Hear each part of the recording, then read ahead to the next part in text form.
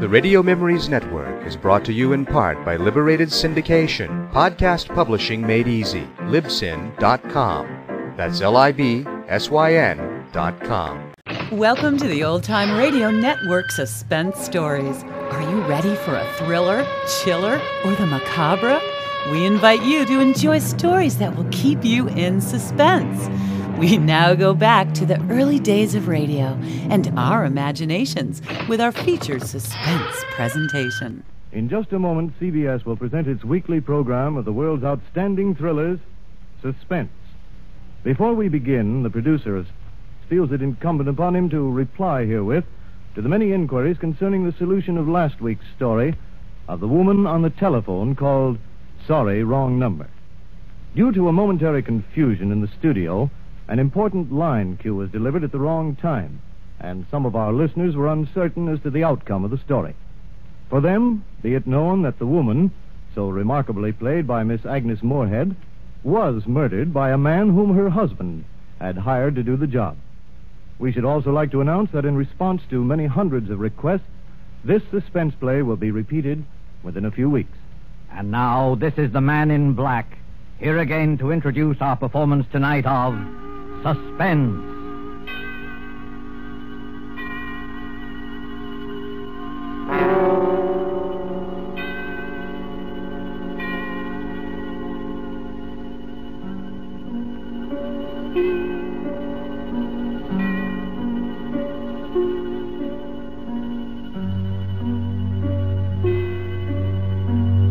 Our stars this evening are two distinguished gentlemen from the Hollywood sound stages, Mr. Donald Crisp and Mr. John Loder.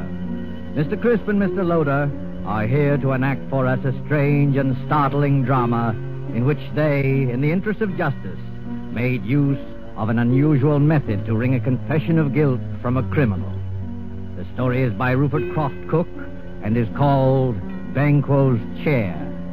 And so with Banquos Chair and the performances of Donald Crisp as Sir William Brent and John Loder as Arthur Grange, Sir William's friend who relates the story to us, we again hope to keep you in suspense.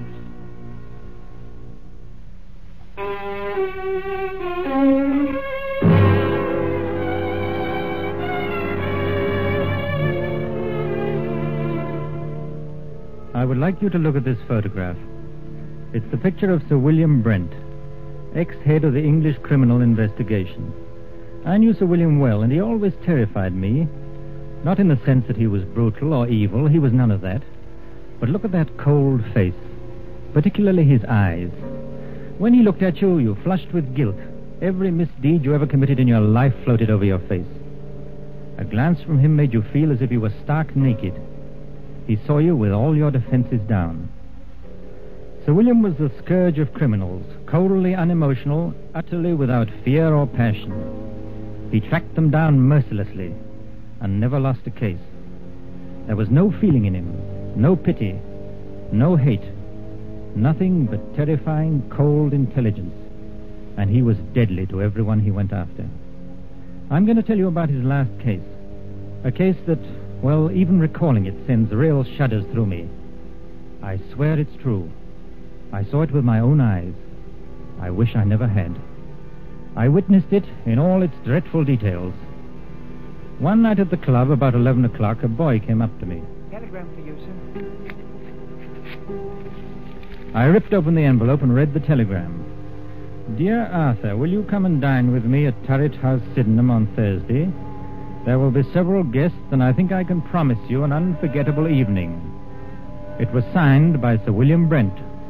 I was annoyed. I don't like to receive telegrams so late in the evening, and Sir William could easily have phoned, unless he didn't want to go into details with me. I decided to phone him.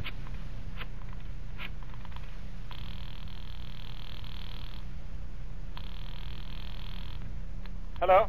Hello? This is Arthur Grange calling. Yes, I know. Did you receive my telegram? Yes, Sir William. What's all the mystery about? Well, I'll tell you about it on Thursday. Are you coming? Yes, I'll be there. Very good. I particularly want you to be there. You sound so mysterious, I'm thinking of coming armed or bringing several bodyguards. No, won't be necessary to bring any bodyguards. But you'd better come armed, well armed. Yes, bring a revolver. Good night.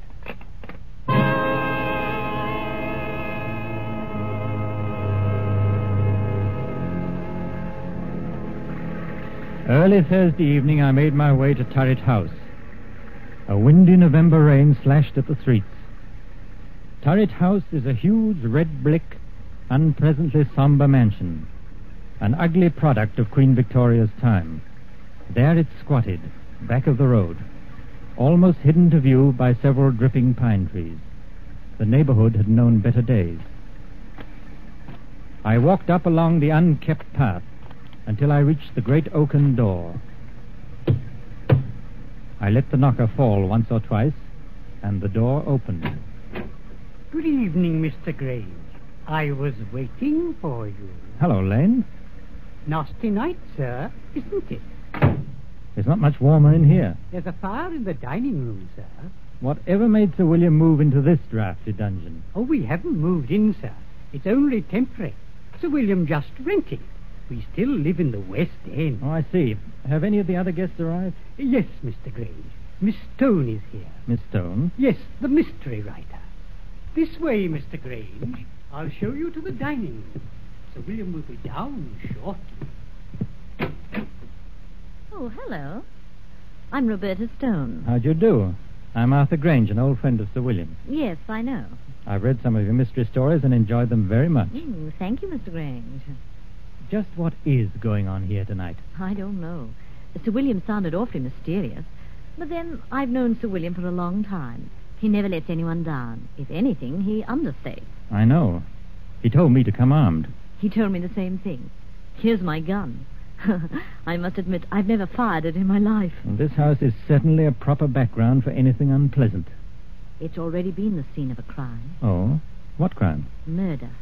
A particularly unpleasant one. Really? I must say the murderer couldn't have picked a more ideal spot. Isn't it a fact? You know, I once wrote a story of... Good evening, Roberta. Yes. Arthur, I'm glad you're both on time. Hello, Sir William. Hello. A nice apartment you have here. A sort of mausoleum and dining room combined. You're a bit afraid, aren't you? Of course not. Why should I be? Your eyes give you away. What's all this about? You invite us to this godforsaken dungeon and tell us to come armed? Don't be upset, Arthur. I'm sure you'll come out of this all right. You mean we may be in some danger? Naturally, I wouldn't tell you to come armed otherwise. Who is this other guest, Sir William? There are 2 more guests. But first we'll have a drink, and then I'll tell you both all about it. Lane. Yes, Sir William? Will you serve the drinks? Yes, sir. Now, I'll tell you what's going to happen tonight. This house, Turret House, was the scene of the Sydenham murder. A very famous case. Yes, I know about it. That's right. No offense, old man, but wasn't it the only case you never solved? You're wrong, Arthur. I solved the Sydenham case, but I couldn't bring the criminal to justice because of insufficient evidence.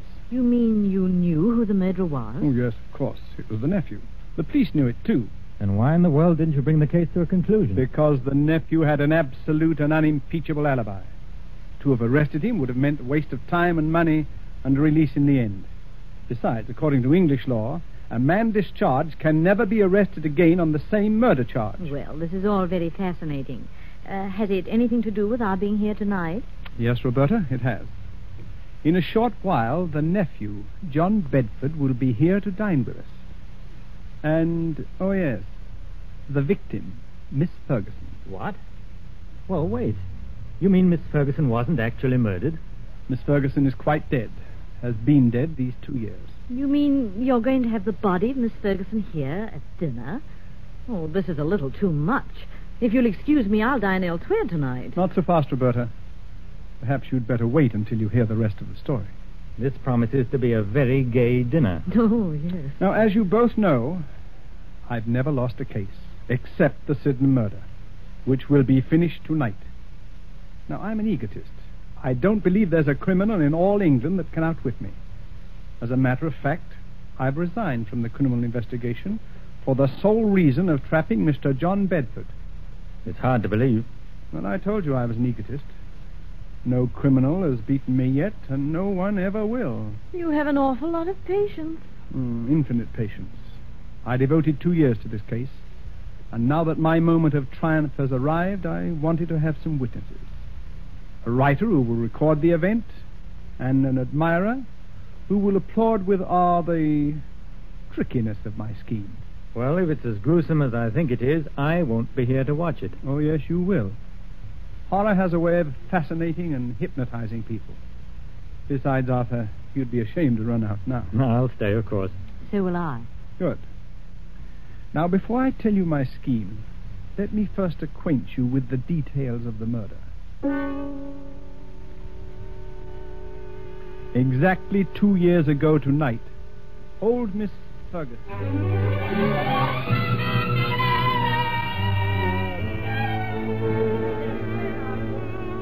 Where is that foolish maid? Yes, Miss Ferguson. Why don't you answer when I call? I was in the kitchen, ma'am. It's after 10 o'clock. You should be on your way home. I was just about to leave. Has my nephew called? No, ma'am. Mr. Bedford hasn't called since yesterday. I told him he couldn't come in, just like you said. I don't ever want to see him again. He's no good. He's an evil man who will come to an evil end. You're never to let him in here, Hilda. He won't ever come in this house if I can help it. No, ma'am. Now you'd better run along and make sure all the doors are bolted. Yes, ma'am. Good night, Miss Ferguson. Good night, Hilda. A pity about that nephew of mine. I'll change my will. Won't leave him a penny, I won't. In the morning, I'll change the will. That's... Who's there? Who is it? It's I, Aunt Martha, your own affectionate nephew. What are you doing in my house? Oh, you're not at all pleased to see me. Your only living relative, too. I'd like you to leave at once or call the police, I've called. I'd rather not, Auntie. I want to have a talk with you. You don't want to talk to me. All you want is money. Yes, Auntie, I do want money. And lots of it. You've got all the money you'll ever get out of me. You won't even get a penny after I die. I'll see to that. Perhaps you'll appreciate the value of money after you've worked for it. You know, Auntie... You're wearing gloves. What are you up to? I've made up my mind. What are you doing? Keep away. You're an old woman. All that money's no good for you. You can never use it. I'm young, and money means life to me. A rich and gay life. You're old, and you're going to die soon anyway. No, it can't be. You're not going to do that. Yes, Auntie, I am. You don't want to live anywhere. You're lonely, you're sick, and you're old. I'm going to do you a favor. Nobody can hear you now. I'm your heir. Your only heir, Auntie. Your next of kin. The estate is going to be mine. All of it.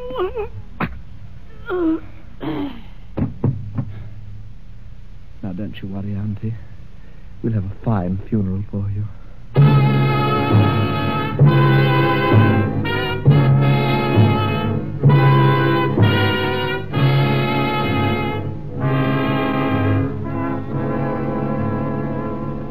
That's pretty much the way old Miss Ferguson was murdered. Oh, how ghastly. Hilda found the body the next morning. I immediately went to work on the case. All the evidence pointed to John Bedford. Everyone believed he committed the crime. He almost admitted it himself. I had him brought to my office for questioning. Oh, hello, Bedford. Come in. Thank you, sir. How'd you do, Sir William? Cigarette? Oh, thank you. Well, how does it feel to kill your own aunt? May I have a light, please? Yes, of course. Thank you. I wouldn't know, Sir William. You see, I never killed anyone. Have you? I have, Mr. Bedford. And I've sent quite a few to the gallows. Yes, so I understand. What was your relationship to Miss Ferguson? She was my aunt. Don't be flippant. Flippancy only proves your guilt. Well, to tell you the truth, sir, my aunt didn't like me. She thought I was a spendthrift and a useless parasite, and she was quite right. Would you mind telling me where you were the night your aunt was murdered? Oh, not at all. In jail. I had drunk a little too much and gotten into a bit of a tiff with someone, that's all. Have you ever been arrested for drunkenness before? Never, Sir William. This was my first offense. It's quite an alibi. Quite a fact.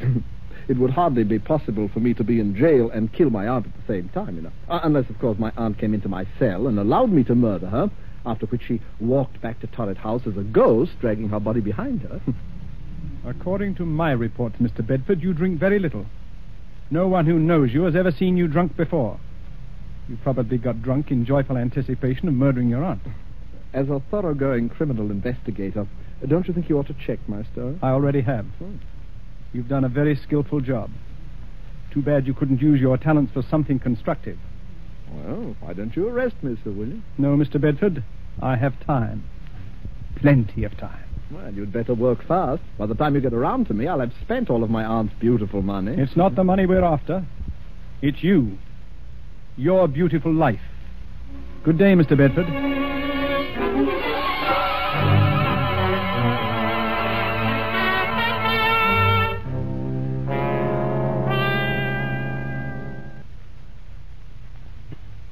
That's how matters stood. I refused to let any of my men arrest him. But how in the world could he have murdered his aunt while he was in jail? Perhaps he bribed the prison guard to let him out for an hour. Yes, Roberta, I believe he did. Unfortunately, the guard died of pneumonia soon afterwards, which left us no further source of evidence. As far as I can see at the moment, Sir William, you haven't a leg to stand on. You're quite right, Arthur, I haven't. Except that every man, particularly a criminal, has an Achilles heel. I discovered John Bedford's weakness. What is it? He's superstitious. And it annoyed me tremendously that John Bedford was my first failure. Here was a clever, calloused criminal who laughed at me. No one had ever done that before. Bedford knew I could do him no harm, and he made the most of it.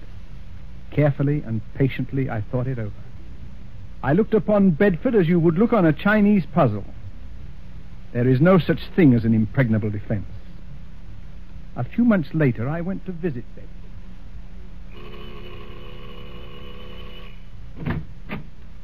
Well, Sir William Brent. What a surprise. Won't you come in, please? Thank you, Mr. Bedford. Well, I'm honored to have the great Sir William Brent pay me a visit. You're not after any more clues. I hope it gets rather tedious, you know. No, not at all. I know when I'm licked. Well, I don't want to appear smug, sir, but everyone has his Waterloo. Would you have a drink? No, thanks. I suppose you're curious about why I came here. Well, I'd hardly imagined it was a friendly visit. On the contrary, it is. You see, I admire brilliant people, no matter what their calling. Oh, you're very flattering, Sir William. I've resigned from the criminal investigation. I'm a private citizen now. Yes, I've heard about that. Most people misunderstand me. It wasn't my love for justice that made me pursue my profession with such tenacity and... Success? With the sole exception of your case, of course. It was a game of skill to me. My wits against all comers. I lost in your case. But then we've all got to lose sometime, haven't we? I don't believe you, Sir William. You're still out to get me. Well, there isn't much of a chance, is there? I'm afraid not, Sir William. I've kept out of trouble so far. Knock wood. That's an odd habit for a man like you. Knocking on wood. You're not superstitious, are you? Huh? Of course not. Just a habit since I was a child. I see. Well, now to the reason for my visit. I noticed in the papers that you're looking for a tenant for Turret House. Oh, yes, I am. I'd like to rent it. Well, the scene of the crime, huh? Well, of course, why not? There's no harm in it. As a matter of fact, I'll let you have it very cheaply. And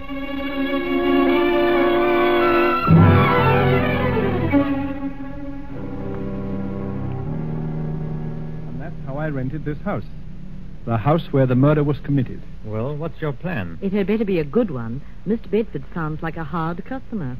Yes, it's a strange plan, but an effective one. I saw Bedford frequently. Our acquaintance blossomed into a kind of friendship, an armed friendship, of course. He knew I was out to get him, and I wanted him to know that. He's vain, very vain. And this game intrigued him. I also learned that he was very superstitious, although he denied it vigorously. Tonight is the anniversary of the murder, and tonight Mr. Bedford dines with us at 8 o'clock. It's nearly 8 now. Now, this is the plan. You know May Wakefield? Of course. She's the famous Shakespearean actress. That's right. During dinner, she will enter the room in the precise likeness of Miss Ferguson, the murdered woman. We, of course, will pretend not to see her. We remain outwardly unconscious of her. Only Bedford will be aware of her presence. I believe Bedford will confess. I'd imagine he'd keep away on this night, especially if it's the anniversary. He's giddy with success. And also, the fact that Roberta Stone, the famous writer, is here with us. tweaks his vanity. He'll be here promptly. Oh, I don't like this. Well, this is just like one of your stories. It doesn't become you to be frightened. Oh, I won't run away. Well, there's one more thing. During dinner, the electric lights will be switched off at the main, and candles will be lit. Oh. We must have the correct atmosphere. You understand now? You're not to see May Wakefield. She doesn't exist for us. Is that clear? I'll look right through her. Oh, it gives me the creeps. That, I am sure, is our Mr. Bedford. The appearance of John Bedford suddenly made the whole scene grimly real. He was a tall, well-built man in his late 30s, immaculately dressed and perfectly groomed. At first sight, his face seemed pleasant enough, but on closer scrutiny, his gray eyes were hard and cold. He looked us over, all of us, with arrogance and superiority. I heartily wished I was elsewhere. This was one scene I had no desire to witness. After the introductions were over, we sat down to dinner. Is it still nasty outside, Mr. Bedford? Yes, and getting worse. Looks like we're in for a few days of this. Too bad. I was going to do some riding tomorrow. The soup is excellent. Yes, your cook should be congratulated, son. The soup's a masterpiece. Poor Alice. She's been my cook for 20 years. But she's given me notice, absolutely refuses to stay here. Says this house is haunted. So?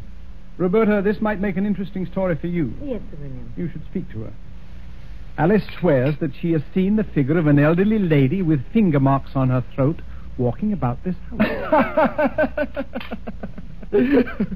Oh, come now, Sir William. This is too good. Such an obvious attempt to frighten me. Sir William is convinced that I murdered my aunt. Please, Sir William, a little more subtlety. Surely I deserve it. Perhaps the cook did see the figure. As you very well know, Mr. Bedford, I don't believe in ghosts, and I'm sure my cook never saw this elderly figure. It's all in her mind. Well, I'm afraid your little attempt didn't work, sir, but I must admire your graceful admittance of its failure. Yes, I suppose I'd better give up, shouldn't I? Oh, no, never give up. If at first you don't succeed, you know. Do you live very far from here, Mr. Bedford? Thank you, Miss Stone, but there's no need to change the topic. I hope you find this game as amusing as I do. I'm sorry, Mr. Bedford, but this isn't my idea of pleasant dinner conversation. Oh, we'll talk of pleasant things. I saw a very exciting play last night. Excuse me a moment. It's really fearfully hot in here. Do you mind if we get a little air, please? Oh, I'm sorry. It is rather warm. Lane, open one of the windows, please. Yes, sir. Awful weather, isn't it? Yes. I don't know how we're going to get home, really. It's a bad month of the year. I'd intended to go to the Riviera for... What's the matter? Honest. Lane, what on earth is wrong with the light? I don't know, sir. Well, don't stand there. Light the candles. We can't sit here in the darkness. And get the chauffeur. He knows something about electric light. I'll call the chauffeur right away, sir. I'm terribly sorry about this. We've had trouble with the wiring before. The chauffeur will have it fixed in a few moments. Now, let's get on with our dinner. If this is one of your tricks, Sir William, Oh, have some more wine, Mr. Bedford. It was a tense and terrible moment. I looked at Roberta. She was pale and frightened. Bedford, for all his poise, was uneasy. He didn't know whether Sir William was planning anything or whether this was really an accident. My heart was pounding away, and my palms were moist with perspiration. Only Sir William appeared cool. There was not a trace of emotion in his face. Oh, Mr. Bedford, you were saying about visiting the Riviera. Yes? It's quite a change from England at this time of year. Well, I suppose I'll make the trip next month when I... What's the matter, Mr. Bedford? Nothing at all. I wish we could have some light. Rather difficult to see. Yes, I'm terribly sorry this had to happen just at dinner. Have a little more wine, Mr. Bedford. Yes, thank you. The figure of a woman had entered the room. She had come in silently, like a ghost. We all saw her, but not one of us moved or made a sign of recognition. In the dim candlelight, she looked ghostly and unreal. Bedford looked at all of us to see if we also had seen the figure. But we ate our dinner grimly. He looked again, then shook his head and gulped more wine. Don't any of you see anything? See what, Mr. Bedford? This is another one of your tricks. Can't any of you see her? What's got into you, Bedford? It's my aunt. My aunt. Perhaps you've had too much to drink. Huh? Your aunt's dead, Mr. Bedford. You're not seeing ghosts, I hope. Perhaps I drank too much. Yes, of course. She's coming toward me. Now, calm yourself. I've never seen you like this. What? There's no one else here. Do you see anyone, Roberta? No, Sir William. I don't either. I'm leaving. I can't make you out, Bedford. You don't seem to be drunk. You're not wearing your gloves today, John. She's real. Can't any of you see her? Can't you hear her? What's come over you, Bedford? I'm leaving here. She's at the door. She won't let me out now. I'm an old woman. Money is no good for me. I'm lonely, John. I'm lonely. Let me fly on mouth out of my way. There's no one in your way, Bedford. Come, sit down. Get away from that door. I'll murder you again. Give me on mother. I'll murder you again. You old witch. I'll murder you again. All right, switch on the lights. Now, Officer Graham. Come along. What? Arrest him. You've heard the confession. Put the handcuffs on him. I've got him, sir. Heavens. Oh, I have never seen anything so horrible. Well, Bedford, it seems that I've finally caught up with you. I'll kill her again. I'll kill her again. That wasn't your aunt. It was May Wakefield, the actress. I'll kill her again. I'll kill her again. Take him away, Graham. He's in a state of shock. Well, shall we continue with our dinner? I hope you're fully satisfied, Sir William. Quite. It's been a long job, but it has ended as I knew it would. I'm most grateful to you both for your help. I thought it was a pretty grim affair. Oh, your methods repel me. But I suppose you know your job. May Wakefield certainly knew hers. That was the finest piece of acting I've ever seen. Her makeup was incredibly good. We must congratulate her. She's probably gone to her room. Lane. Yes, sir. Please call Miss Wakefield. Miss Wakefield, sir? Yes, the lady who's been assisting us this evening. Well, I'll look for her, sir. Yes, tell her to come down and join us. We have a fine dinner waiting for her. Excuse me, sir, but this telegram came a little while ago. I didn't want to disturb you during dinner. All right, let me have it.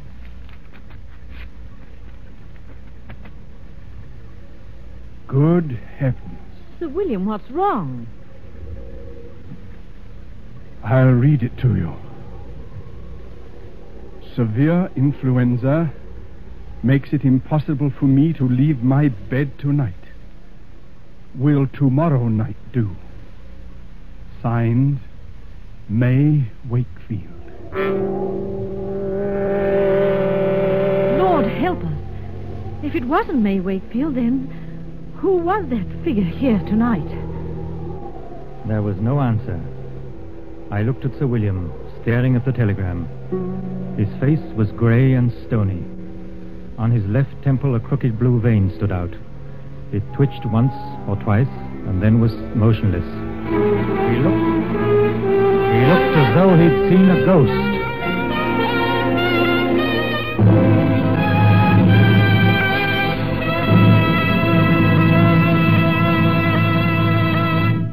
And so closes Banquos Chair, starring Donald Crisp and John Loder. Tonight's tale of suspense. Now you may want to make a note of a change of time in these programs. Beginning next Tuesday, Suspense will be heard a half hour later, or 10 to 10:30 Eastern War Time.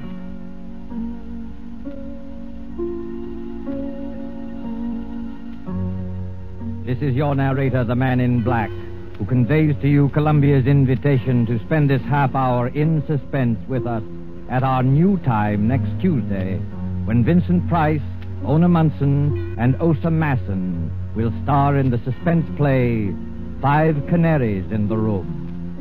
The producer of these broadcasts is William Spear, with Ted Bliss, the director, Lud Gluskin, and Lucien Morawick, conductor and composer, and Sigmund Miller, the radio author.